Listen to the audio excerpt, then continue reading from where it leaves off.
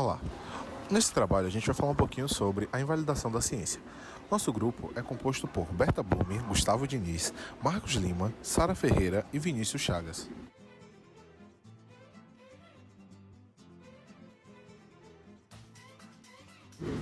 Com o avanço das tecnologias voltada à comunicação, a informação está a um clique de distância de cada um de nós, seja através do seu feed de notícias na página inicial do Google ou num dos tópicos de interesses identificados pelo algoritmo de sites como Twitter, Instagram e Facebook. O usuário comum da internet está o tempo todo sendo bombardeado por notícias de diferentes lugares do Brasil e do mundo, a uma velocidade estrondosa. Uma informação, após publicada, demora apenas alguns segundos para chegar ao outro lado do mundo, o que nos permite rapidamente conhecer o fato em questão e, principalmente, formar uma opinião sobre ele. Essa acessibilidade apresenta uma série de benefícios, especialmente quando existe uma situação de emergência, que traz fortes impactos para o mundo todo, como tem sido o caso da pandemia do coronavírus. A rapidez do sistema de comunicações modernos fez com que fosse possível receber notícias em tempo real de diversos países do mundo e monitorar com mais qualidade a evolução do vírus, surgimento de novas variantes e as proporções que ele estava tomando, facilitando assim a tomada de medidas de prevenção e biossegurança da população. Infelizmente, existe outro lado da moeda. Está cada vez mais difícil controlar a qualidade e a confiabilidade das informações que circulam pela internet, tornando o terreno fértil para a disseminação de fake news. Ainda usando o contexto pandêmico como exemplo, podemos observar o crescimento do negacionismo científico no país, se apresentando na forma de insistência em promover medicamentos ineficazes para curar a doença, o incentivo a não uso de máscaras, a desobediência às instituições de pesquisa e autoridades em saúde como a OMS, Ministério de Saúde, Instituto Butantan, e até o questionamento de fatos como a eficiência das vacinas, que se acreditava estar muito bem consolidada, mesmo entre pessoas leigas, sem embasamento científico algum. Observando esse tipo de situação, é impossível não surgir alguns questionamentos sobre como chegamos a esse ponto. Afinal, por que a ciência tem sido tão descredibilizada ultimamente, especialmente pelo público geral? Como é possível uma pessoa completamente desconectada do mundo da pesquisa e da produção de conhecimento científico achar que suas opiniões infundadas têm o mesmo peso de fatos apresentados por profissionais? Qual o papel da internet e das redes sociais nesse processo? Afinal de contas, teria a ciência e as instituições que representam se tornado instituições zumbi? E isso que tentaremos entender a seguir a partir das teorias dos sociólogos Zygmunt Bauman e Ulrich Beck. Afinal de contas, o que seriam instituições zumbi? Para entender o conceito construído por Ulrich Beck, é preciso primeiro estabelecer algumas noções sobre a teoria de Bauman em relação aos processos de transformação pelos quais a sociedade passa, resultando no que é descrito como modernidade líquida.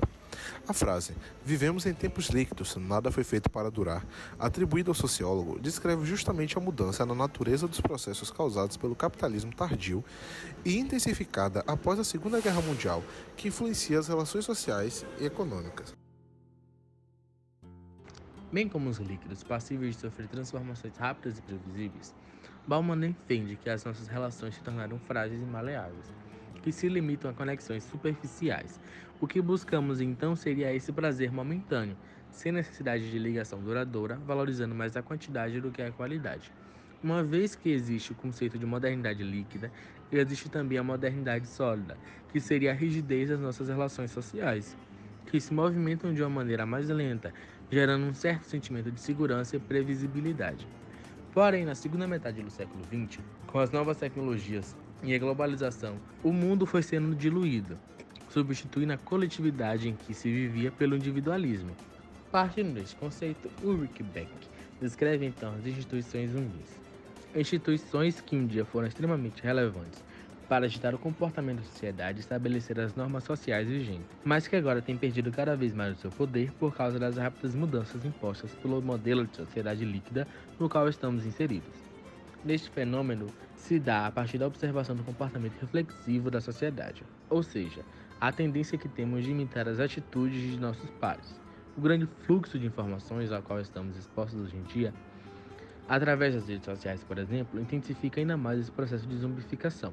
Afinal, os modelos de comportamento a serem seguidos agora podem ser ditados por figuras como youtubers e digital influencers, e em vez das instituições sociais tradicionais, que apresentam ainda mais dificuldades em se solidificar e estão fadadas à obsolência, por não terem a capacidade de acompanhar o ritmo frenético das mudanças trazidas pela sociedade líquida.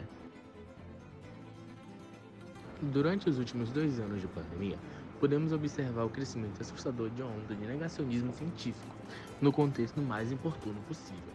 O que antes era apenas motivo de chacota, como afirmações de que a Terra é plana ou que vacinas causam autismo, entre outras teorias absurdas que tinham espaço dentro da internet, agora tomou proporções inimagináveis e coloca em risco a vida de milhões de pessoas.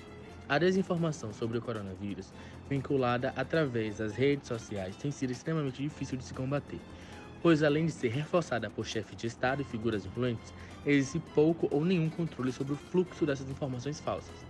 Para piorar a situação, o algoritmo de redes como Facebook e Twitter colaboram com a sua disseminação, pois funciona através de um sistema de engajamento, ou seja, quanto mais acessos e interações uma postagem tem, mais pessoas veem suas timelines, não importando se os comentários que ela recebe sejam positivos ou negativos.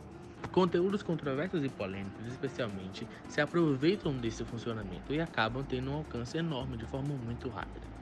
A partir dos fatos citados acima, a lógica seria combater desinformação com informação confiável e pesquisa séria, certo? O problema é que a produção de conhecimento científico é incompatível com o ritmo frenético das redes sociais. É impossível para um pesquisador que precisa analisar uma situação, ir atrás de referências e formular um texto acessível ao público geral, competir com alguém que não precisa de responsabilidade, compromisso e muito menos de fontes confiáveis. Juntando a facilidade que se tem para a criação de notícias falsas com a falta de regulamentação para o tipo de compartilhamento, é quase impossível que a ciência ganhe essa disputa, pois as redes sociais criam um ambiente em que tanto instituições de respaldo quanto perfis anônimos têm a mesma voz dentro de um tópico, provocando assim a impressão de que fatos divulgados por cientistas e institutos de pesquisa se tratam apenas de opiniões que podem ser refutadas a qualquer hora e por qualquer um, mesmo que essas refutações não tenham nem pé nem cabeça. Assim, chegamos à conclusão de que a ciência e as instituições que as representam, outrora tidas como autoridade maior dentro dos assuntos que lhe dizem respeito, estão sim passando por um processo de zumbificação, uma vez que apresentam intensa dificuldade de se solidificar diante das mudanças trazidas pelo modelo de sociedade líquida e intensificadas pelo advento das redes sociais.